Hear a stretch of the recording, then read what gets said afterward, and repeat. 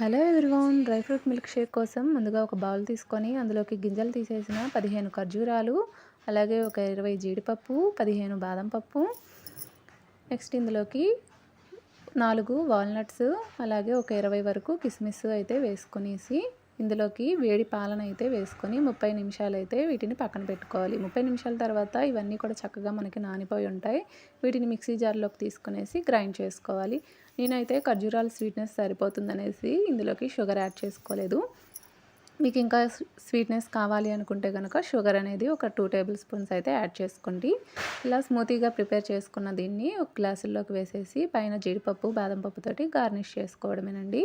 చాలా సింపుల్గా మనం ఈ డ్రై ఫ్రూట్ మిల్క్ షేక్ అనేది ప్రిపేర్ చేసుకోవచ్చు. ఇది కనుక పిల్లలకి రెగ్యులర్గా ఇస్తే వాళ్ళకి మంచి ప్రోటీన్ అందుతుంది. అలాగే సన్నగా ఉన్న పిల్లలకి కనుక ఈ డ్రింక్ ఒక 1 మంత్ ఇచ్చామంటే వాళ్ళకి వెయిట్ గెయిన్ అవ్వడానికి హెల్ప్ అవుతుంది. మీకు కనుక వీడియో నచ్చితే లైక్ చేయండి.